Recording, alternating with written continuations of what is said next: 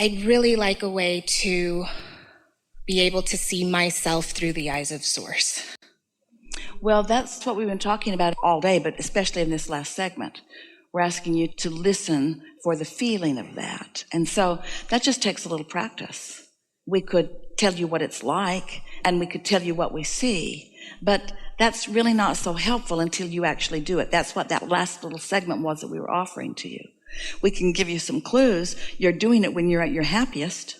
Frequently, Esther will be having a conversation with a friend or friends, and as the conversation gets going, suddenly she can feel herself covered with goosebumps. And she knows that it's because the conversation gathered enough momentum that non-physical is really flowing with them. Esther wants to demonstrate her goosebumps in evidence of the connection that she can feel, because even though the words that somebody is speaking, it might be Esther and it might be one of her friends, but somebody just said something that was what Source knows about it. And so in this moment, they're having a conversation from the perspective of Source. Do you ever find yourself just welling up with appreciation? I do. That's one of those moments. Do you ever find yourself feeling an impulse to do something with no reason to do it, but as you're doing it, you can feel the rightness of it? That's you living through the eyes of Source. And you'll do it more now that we've done a little bit of a sales job to convince you that in every moment that you are focused here, awake and focused, that Source that you're reaching for is focused to you and through you. And that negative emotion is you pinching that focus off. And really, really good feeling emotion is you letting it flow. It's really obvious, isn't it? When you're doing it and when you're not doing it? The when, yes. The how to go from pinching it off. But don't do that. All you got to do is focus on the when. And pretty soon you'll start figuring it out. For example, don't you notice that it happens more often when you are doing something that you really want to do? You're out there sort of free. Don't you notice that it's when you're observing something more beautiful? Mm-hmm. That absolutely. And so as you start noticing the things that you're doing that are more conducive to it happening, then you can do more of those kinds of things. It's a little conditional, but it's beneficial in that regard. Or what Esther has profoundly come to know is that on the days that she takes the time to tune herself through meditation, the day is magical. And on the days that she thinks, I'm just too busy to do that, not so magic. Okay. Words don't teach. It's only life experience that teaches. And now that you accept that your inner being is after you, now you accept that your inner being is right there interested, the very best experience Esther ever had. We're going to relate it to you because it was so meaningful to her. She and friends had been playing for a few days together, and Esther's grandchildren and some children of some of them were part of the mix. So there were 3 generations of them playing table games, having dinner together, frolicking together, and having so much fun over a period of time. And now it was time that everybody was sort of going to their own houses, and Esther was left with one friend, and they had gone to the fish market to have lunch. And Esther was talking about how delicious it is to her that she gets to see these little kids discovering who they are, and how fun it is to watch them in alignment or out of alignment and making adjustments, and how fun it is to frolic herself like she's one of them, and how fun it is for them to witness that too. In other words, how fun that harmony and synergy is, how delicious it is, and how fun. This was the part that Esther really felt strong when she was saying it. And how delightful it will be in all that is to come to get to witness all of these dear hearts in their own personal state of becoming. She was just salivating over it. And Esther's friend said, "Oh, Esther, that must be how our inner beings feel about us." And when her friend said that, the goosebumps flowed and tears are coming down their face, because she knew for sure that her inner being is aware of her and loving her and loving the objects of her attention, loving her family and loving her friends and loving. And that when she just lets herself feel what we feel, how good it is to her. And so that accomplishes for you a number of things. Your awareness that that exists, that it's real, that you have access to it, and that you can tune to it anytime you want, and that the more you tune to it, the easier it is. The easier it is. It just gets easier and easier. So I've gotten a little stuck with old thoughts. Sure, they've been around a while, yeah, but it's the ones that are dependent on outside things so an external force has at one point brought me happiness, and it was fantastic, and now things are changing, and that wants to still so just bring that focus back. for a moment on, because even the story we told was a little bit conditional in the sense that Esther was focusing on lovely time that they'd had together. But the thing that we really want you to hear is that in the conditional love, focus on conditions and then have an emotional response to it. In the conditional love or the conditional hate, in the conditional, you really don't have control over the conditions. You're just sort of an observer of them. In the unconditional love, which is what quieting your mind will do for you, quieting your mind takes all the conditions away and allows your vibration to rise so that you're seeing through the eyes of Source. Your question could not be more perfectly pointed to the very thing that we are wanting to convey in this segment. Take a cork's bobbing on the surface of the water. Let's call that alignment. Hold it under the water. Let's call that negative emotion. Let's call that misalignment. Let go of it and it will bob right back to the surface. Let's call that alignment again. Let's call that the receiving mode again. So your question is, how can I see through the eyes of Source? Well, you got to let your cork bob. You've got to stop thinking the thoughts that hold you down here. Because if you're doing it conditionally, then you got to do usually a whole lot of controlling. Sit down, be quiet, behave, don't do that, don't do that. It's exhausting and impossible. And impossible. It's impossible. But when you understand that all you got to do is get your cork to bob, and it'll do that anytime you quiet your mind, and then show yourself how easy it is to quiet your mind, and then allow your vibration to rise. And even though maybe in the first 5 or 10 or 15 settings, you're not really even sure that you've got into the receiving mode, if you keep doing it, for sure, you will know. You just got to show it to yourself. So the unconditional love, you've been hearing about it a lot, haven't you? Unconditional love is loving in absence of any conditions. So your inner being just is that. And when you allow yourself to tune to that, then you are that too.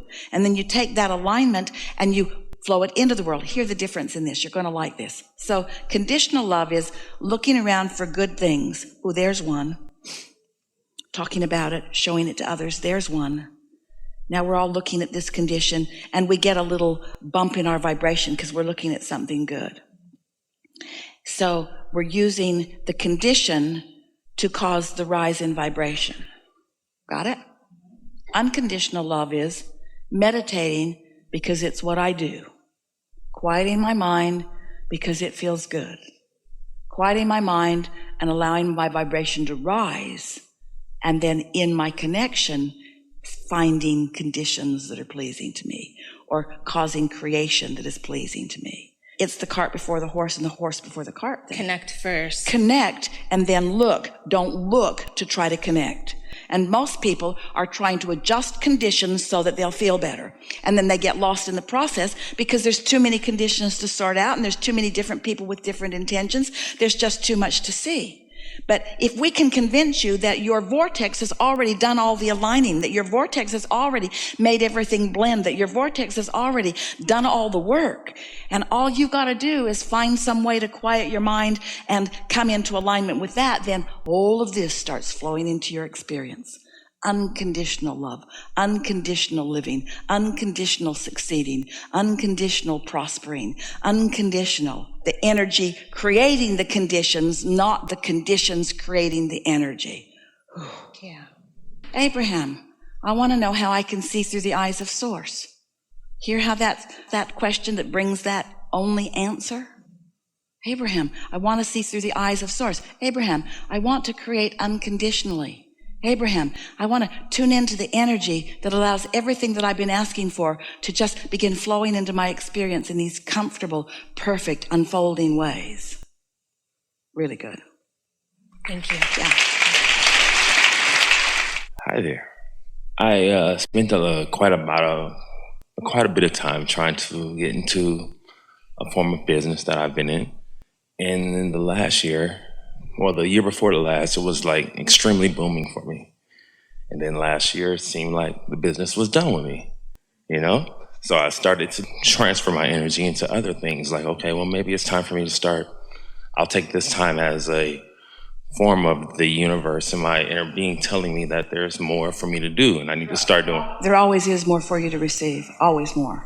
Right. So I started to try to put my energy and time into other things. And it seems like all of those things are kind of hitting a little bit of a glass ceiling. Well, when you're trying to figure out what to do and doing it rather than feeling the inspiration to do it, there can be a little bit more bumps in the process. But we have some questions for you, if you don't mind. Yes, please. So can you feel how, in the first scenario where your business was just sort of taking you along, can you feel that there was momentum? Can you accept that there was momentum underway even before you really knew there was momentum underway? This vortex that we've been talking about carries a lot of momentum. And so sometimes you're in a receptive mode relative to part of what's going on in your vortex, so you allow it to play out more easily. Sometimes people will say to us, you will resonate with this, they will say to us, I'm new to you, Abraham, and I've only been listening for a little while, but all kinds of things that have been sort of log jammed up are now flowing. And we say, well, it's because you've been asking and asking and asking, and something about what you're receiving from us has you more open than before, so you're letting it flow. The thing that we really want you to hear, and this is what you've been suspecting, in fact, it's what you said to us just now, is that the same time that you're letting some parts of your vortex flow into your experience, you are also putting more things into the vortex that will flow later. It's like there's always more in the pipeline. And so, if you don't get too pointedly focused on what's manifesting, and if you just keep enjoying wherever you are, it's like this is coming along and comes to fruition, but about the time it peters out, your words were interesting when you said it felt like that was done with me.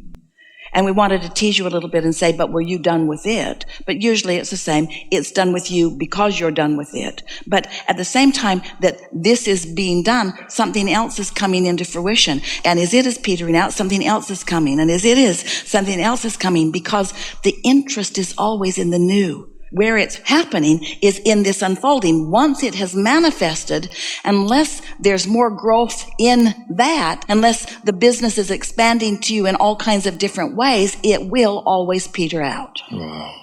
So does that mean, like, I guess it kind of makes me question that, should you always just be okay with never, putting that extra energy or effort into sustaining something that was, rather than just always being allowing? We want you to feel the difference between feeling a real enthusiasm to do something in your business and the feeling that you need to do it in order to keep it going. Because when it's the feeling that I need to do it to keep it going, you're working against yourself. When it's I want to do this, that's a whole different feeling about it.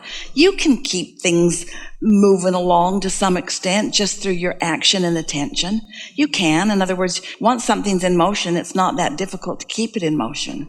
But for someone like you, unless it's really ringing your bells, you're bored with it. And when you're bored with it, it's done. Wow, yes. When you're bored with it, it's done. When you're bored with it and now you're doing it because you need to or because somebody else needs you to, it's not long.